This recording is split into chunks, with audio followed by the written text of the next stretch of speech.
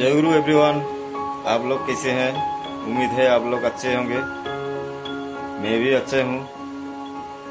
मैं अभी जा रहा हूँ ठाकुर जी के सत्संग में, तो सत्संग का कुछ मुहूर्त तो आप लोगों को भी दिखाने की कोशिश करेंगे, तो आप लोग प्लीज मेरे साथ रहिए। जय गुरु। दोस्तों, आप अगर मेरे चैनल पर नए हो तो चैनल को जरूर सब्सक्राइब करें और बेल आइकन दबाकर ऑल बटन को जरूर क्लिक करें, ताकि कोई भी वीडियो अपलोड करूं तो नोटिफिकेशन आपके पास जरूर पहुंचे। जय गुरु। विश्व अधिनायक आनंद रूप प्रभु विधि विधायक। जय गुरु सभी को।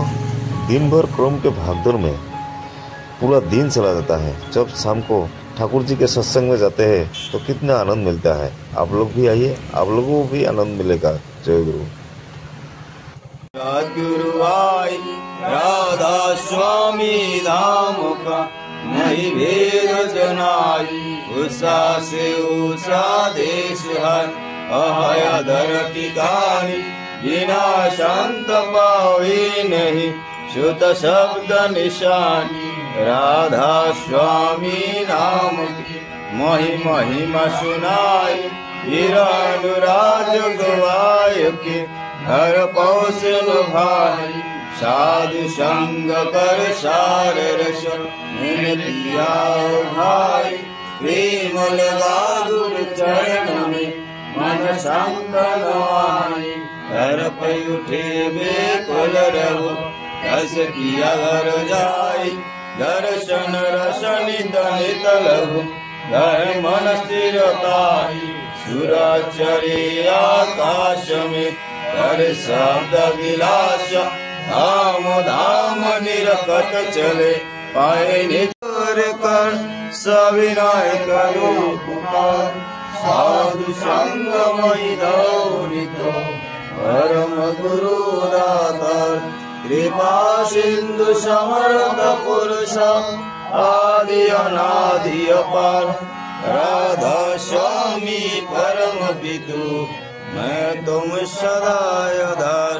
बार बार बल जाओ तन मन आसारम तुंगनम शास्त्रम तत्पदं दश्यंगेन तस्मै श्री गुरुवे नमः। ज्ञानतिरन्ध संज्ञानं श्लोक्य चक्षुर्मीलितं तस्मै श्री गुरुवे नमः। आवरञ्जनं व्यक्तं ज्ञानं कृष्णं सहस्रं तत्पदं दश्यंगेन तस्मै श्री गुरुवे नमः। नवव्यक्तं कलितं सहस्रं तत्पदं।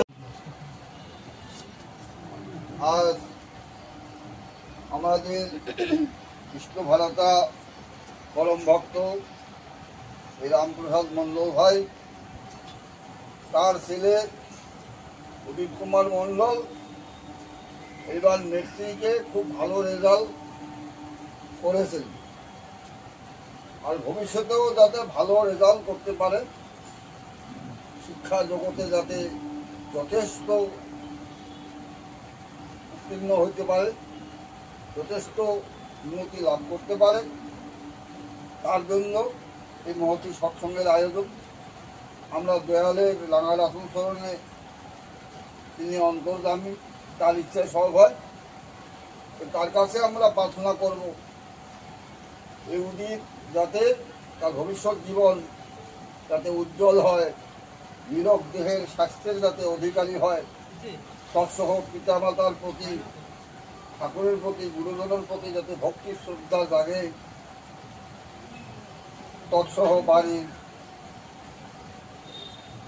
রামপ্রসাদ ভাই, তার সহধর্মিনীর মা, বাড়ির যারা আছেন, আত্মীয় গোষ্ঠী যারা আছেন, সবার যাতে সর্বাঙ্গীন মঙ্গল হয়, বাড়িটার যাতে পরিবেশ উন্নতি হয়, এই উদ্দেশ্যে আমরা পরম দয়াল শ্রী ঠাকুরের রাঙা লাতুর চরণে নাম করে প্রার্থনা করি।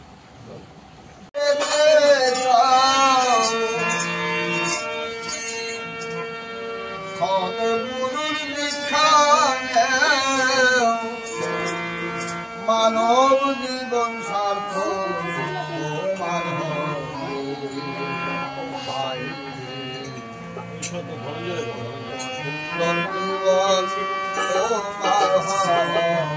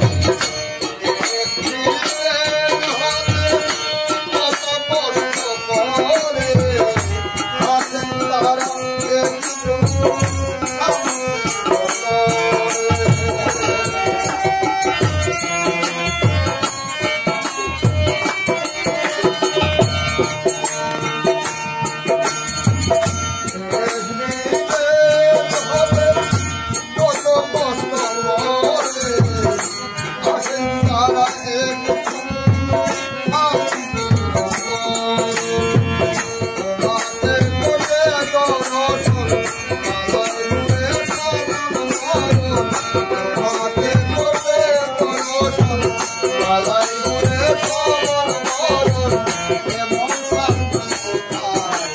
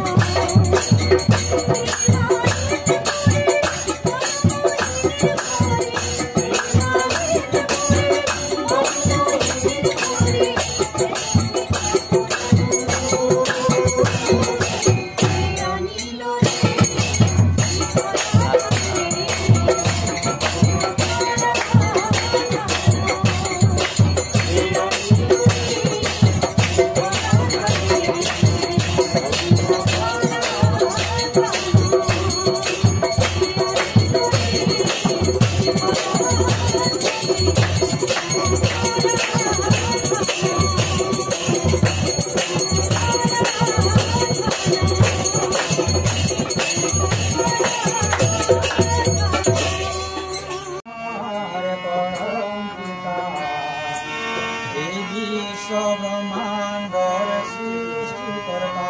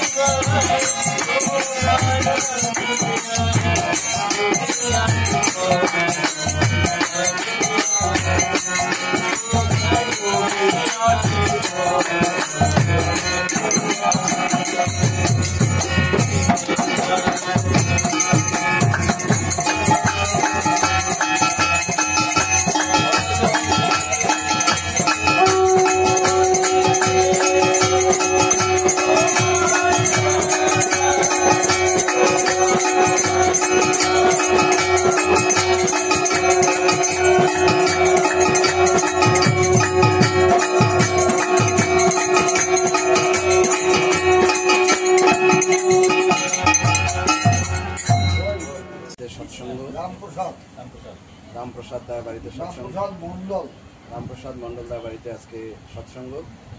উদ্দেশ্য হলো ওনার সুপুত্র শ্রীমান উদিত মণ্ডলের ম্যাট্রিক পরীক্ষায় খুব ভালো রেজাল্ট হয়েছে, খুব আনন্দের খবর। আমি পরমপিতা আতুল চরণে প্রার্থনা জানাই উদিত যেন আরো শিক্ষার দিক দিকে আরো উপর দিকে এগিয়ে যায়। ঠিক একই রকম ভাবে একবার শ্রী ঠাকুরকে এক যুবক খুব উৎসাহের সঙ্গে নিবেদন করেছিলেন যে ঠাকুর, আমি ম্যাট্রিক পরীক্ষায় খুব ভালো রেজাল্ট করে পাস করেছি, আমি টপ করেছি। ঠাকুর তখন তাকে জিজ্ঞেস করলেন যে বাহ, খুব ভালো, তুই পরীক্ষায় টপ করেছিস, খুব ভালো হয়েছে, তবে তোর সঙ্গে যে আরো যারা পরীক্ষা দিয়েছিলেন ওদের খবর কি? তখন ওই যুবক বলেছিলেন যে ঠাকুর, ওরা কেউ কেউ সেকেন্ড ডিভিশন পেয়েছে, কেউ থার্ড ডিভিশন, আর কেউ কোন রকমে পাস করেছে।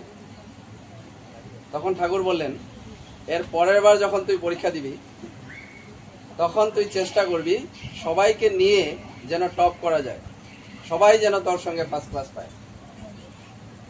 তো এই যে অত্যন্ত গুরুত্বপূর্ণ কথা ঠাকুর বলেছেন, যা নাকি আজকের দিনে আমরা চিন্তা করতে পারি না, কারণ আজকে আমরা এমন এক যুগে থাকি যাকে নাকি বলা হয় ইঁদুর দৌড়ের যুগ, অর্থাৎ কম্পিটিশনের যুগ, কে কার থেকে এগিয়ে যেতে পারে।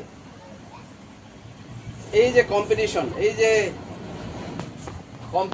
মা বাবাদের একটা ইচ্ছা থাকে সব সময় যে তাদের ছেলে মেয়ে যেন পরীক্ষায় খুব ভালো রেজাল্ট করে, তাই তারা সব সময় ছেলে মেয়েদেরকে বলে যে তোকে কিন্তু স্কুলে টপ করতে হবে, সবচাইতে বেশি নম্বর তোকে পেতে হবে। আর এই সবচাইতে বেশি নম্বর পাওয়া মানে কি? একটা ক্লাসে যদি 3 জন স্টুডেন্ট থাকে, বাকি 2 জন যদি একজন 28 একজন 29 আর নিজের ছেলে যদি 30 পায় তাহলেই টপ হওয়া যায়। অর্থাৎ টপ হওয়া মানে অন্যেরা নিজের থেকে নম্বর কম পেতে হবে, সেটাকেই টপ হওয়া বলে। তো এই যে টপ হওয়ার মধ্যে আজকাল আনন্দ, এই আনন্দের উৎসই হলো অন্যের নিরানন্দ। অর্থাৎ আমার আনন্দের উৎস অন্য যারা আমার চারদিকে থাকে তাদের একটু কম আনন্দ বা তাদের একটু কম অ্যাচিভমেন্ট বা প্রাপ্তি, আর তাদের কম প্রাপ্তি মানে আমার বেশি প্রাপ্তি। অর্থাৎ এই যে কম্পিটিশন, আমরা ভাবি যে আমরা সবাই স্বতন্ত্র বা ইন্ডিপেন্ডেন্ট।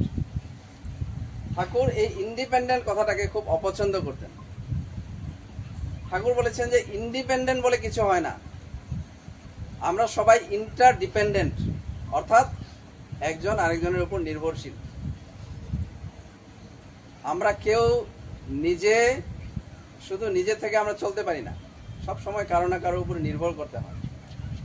জন্ম হওয়ার পর মার উপর নির্ভর করতে হয়, কিছুদিন পর পিতা মাতার উপর নির্ভর করতে হয়, তারপর শিক্ষকের উপর নির্ভর করতে হয়, তারপর চাকরি করার পর নিজের বসের উপর নির্ভর করতে হয়, অসুখ বিসুখ হলে ডাক্তারের উপর নির্ভর করতে হয়, ছেলে মেয়ের টিউশনের জন্য শিক্ষকের উপর নির্ভর করতে হয়। আমি যদি শিক্ষক হই, আমার অসুখ হলে আমাকে ডাক্তারের কাছে যেতেই হবে। আর একজন ডাক্তারকেও নিজের ছেলে মেয়েকে পড়ানোর জন্য শিক্ষকের কাছে যেতেই হবে। শিক্ষক এবং ডাক্তার উভয়কেই নিজের বাড়ি বানানোর জন্য, বাড়ির নকশা বানানোর জন্য ইঞ্জিনিয়ারের কাছে যেতেই হবে। তাই আমরা যে স্বতন্ত্র, এটা একটা ভ্রান্ত ধারণা। আমরা কেউ স্বতন্ত্র নই, আমরা কেউ ইন্ডিপেন্ডেন্ট নই। তো ঠাকুর এই কথাটাকে আমাদেরকে স্পষ্টভাবে বুঝিয়ে দিয়েছেন যে আমরা কেউ স্বতন্ত্র না, কেউ ইন্ডিপেন্ডেন্ট না, আমরা সবাই অন্যের উপর নির্ভর করতে হয়। আর যেহেতু অন্যের উপর নির্ভর করতেই হয়, তাহলে এই যে আমি ভালো রেজাল্ট করেছি, আমি টপ করেছি, এই কথাটা অর্থহীন। কারণ এই যে আমার টপ করাটা, এই টপ করাটা যদি অন্যের কস্টে হয় বা অন্যের খরচে হয়, তাহলে আমার এতে কোনো প্রাপ্তি নেই। প্রাপ্তি শুধু একটাতেই থাকে, আমি যত অন্যকে উপর দিকে নিয়ে আসতে পারবো, তত আমি নিজে আরো উপর দিকে যেতে পারবো।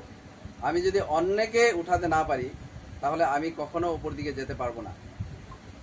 পড়শিরা তোর নিপাত যাবে, তুই বসে সুখ খাবি বুঝি, যা ছুটে যা ওদের বাঁচা, ওরাই যে তোর বাঁচার পুঁজি। অর্থাৎ আমি নিজেকে কতটা তুলে ধরতে পারবো সেটা নির্ভর করে আমার চারপাশে যারা যারা আছে তারা কতটা নিজেকে উঠাতে পেরেছে তার উপর। সাদা রঙকে বেশি সাদা বোঝা যায় যদি তার ব্যাকগ্রাউন্ডে কালো থাকে, ঠিক সেরকম কালো আরো বেশি ফুটে উঠে যদি তার ব্যাকগ্রাউন্ডে সাদা থাকে। ঠিক সেই রকম আমি নিজে কতটা ফুটে উঠবো সেটা নির্ভর করে আমার চারপাশে যারা আছে তারা কতটা ফুটে উঠেছে।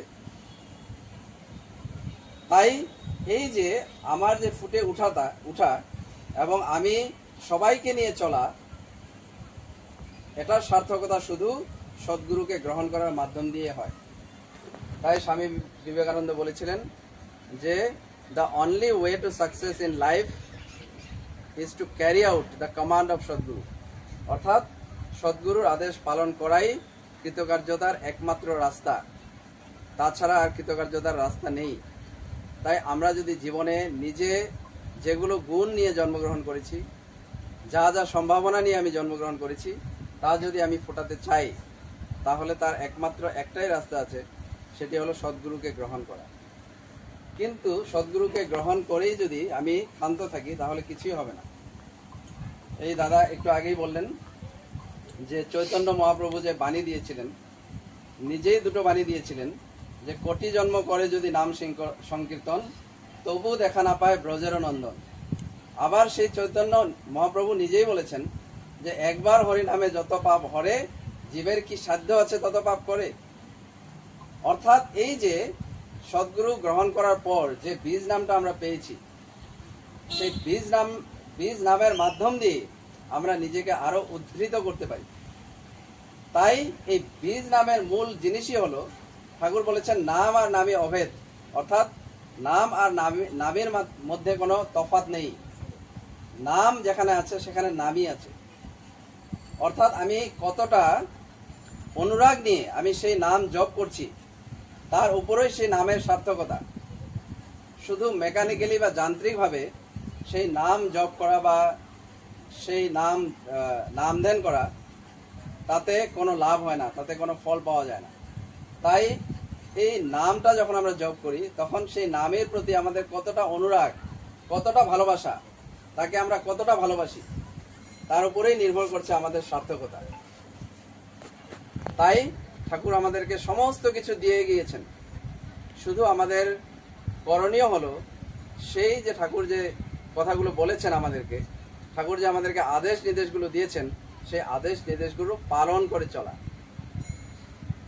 সমস্ত কিছু দিয়েছেন, শুধু পালন করাটাই আমাদের একমাত্র কাজ। আর তা যদি পালন না করি, তাহলে আমাদের পাওয়া যে তমসাচ্ছন্নই রয়ে যাবে। এই বাণীটি ঠাকুর দিয়েছেন যে আমার কথাগুলো যদি তোমার শুধু চিন্তা ও কথারই খোরাক হয়, তা যদি তোমার নিজের চরিত্রে ফুটেই না উঠে, তাহলে পাওয়া যে তোমার তমসাচ্ছন্নই রয়ে যাবে। অর্থাৎ আমার প্রাপ্তি নির্ভর করছে আমি কি করছি তার উপর। সম্ভাবনা আমি নিয়েই জন্মগ্রহণ করেছি। প্রত্যেকটি মানুষই স্পেশাল, প্রত্যেকটি মানুষ কিছু কিছু স্পেশাল গুণ নিয়ে জন্মগ্রহণ করেছে। কিন্তু বেশিরভাগ মানুষই সেই গুণগুলো বাস্তবে রূপায়িত করে তুলতে পারে না। তার কারণ হলো এই গুণগুলো রূপায়িত করে তোলার জন্য যে নীতি বিধানগুলো আমার প্রয়োজন, সেই নীতি বিধানগুলো আমি জানি না। আর সেই নীতি বিধানগুলো জানার জন্য আমাদেরকে সদ্গুরু গ্রহণ করা প্রয়োজন, কারণ সদ্গুরুই আমাদের ভিতরকার যে সম্ভাবনা বা গুণ বা ট্যালেন্ট, সেই ট্যালেন্টগুলো বের করে নিয়ে আসতে পারে। তো যাই হোক, আমি আর বেশি বলবো না। এই উদিত ভাই, পরম দয়ালের আতুল চরণে প্রার্থনা জানাই যেন উদিত ভাই আরো শিক্ষাগত জীবনে আরো উনি উন্নতি করতে পারে। শুধু শিক্ষাই নয়, ব্যক্তিগত জীবন, সামাজিক জীবন, পারিবারিক জীবন, রাষ্ট্র জীবন, প্রত্যেকটা জীবনেই যেন উনি নিজেকে ফুটিয়ে তুলতে পারে। পরম দয়ালের নীতি বিধানগুলো যেন নিজের চরিত্রে ফুটিয়ে তুলতে পারে এবং সে যেন সেই ধারণ পালন সম্বেকসিদ্ধ ব্যক্তিত্বের অধিকারী হয়ে উঠতে পারে, সবাইকে যেন টেনে নিয়ে উপর দিকে উঠাতে পারে, সেই কামনা নিয়ে এবং আজকে যারা যারা আছেন উপস্থিত সবার মঙ্গলের জন্য এবং এই বাড়ির যারা যারা সদস্য রয়েছেন সবার পারিবারিক মঙ্গলের জন্য পরম দয়ালের আতুল চরণে প্রার্থনা জানাই। জয় গুরু। জয় রাধে রাধে, কৃষ্ণ কৃষ্ণ গোবিন্দ গোবিন্দ